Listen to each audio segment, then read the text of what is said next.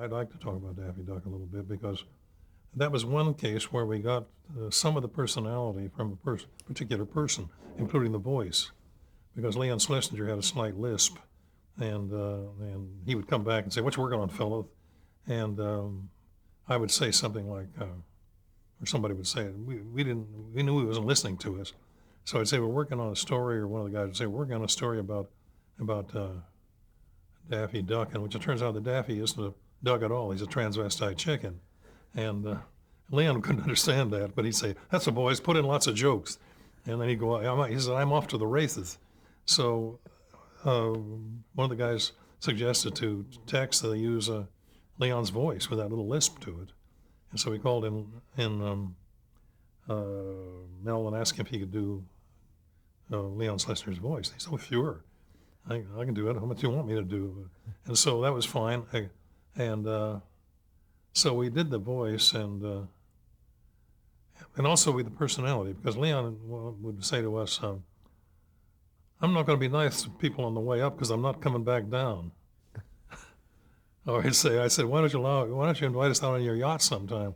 He said, "I don't want any poor people on my yacht."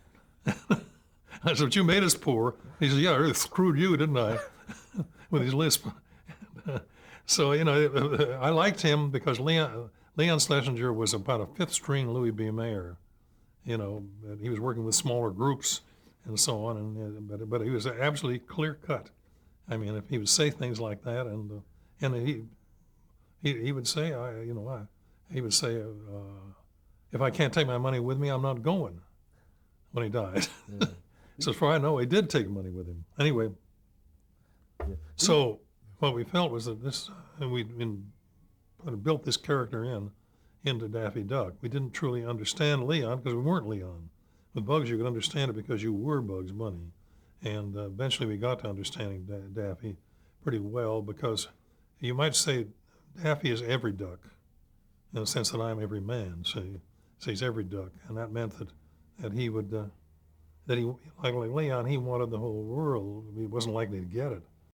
So the difference between Daffy Duck and Bugs Bunny is very simple. And not too simple, but simple enough. And that is that Bugs is a comic hero. Daffy is a comic loser. And if you think about the history of all comics, you find that most of them fall into the latter category.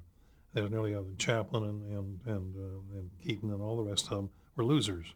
But once in a while, and most notably, it happened one night that the two lead characters were also the lead character, and they were also comic relief.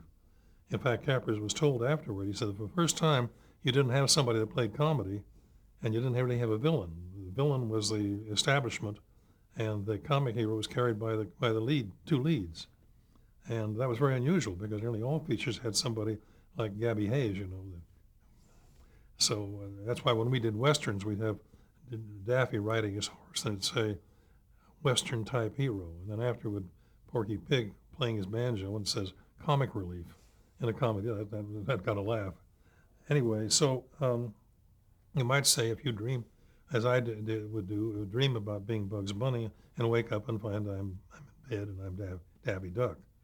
And because I understand Daffy Duck, everybody understands Daffy Duck, because all of the mistakes you make are the kind of mistakes he made. I think what you have to do is find a character like that, expand him out, and he becomes very believable. We all understand that. And, cursing things like we do, a car doesn't work very well. But I noticed when I was a kid that the next door neighbors would have an automobile, a Studebaker, whatever it was at that time. The guy would have it for 2 or 3 years, and he'd curse every day that he was working with it. You see it in England all the time, where they have people still drive old cars, and you'll see them out there cursing it. So at the end of 3 years, what do? They go buy another Studebaker, because they're familiar with the mistakes, you see. And I see, that's my observation at any rate. They care about it, and it's better to go out into, you understand it. You don't have to go into any other unplowed land.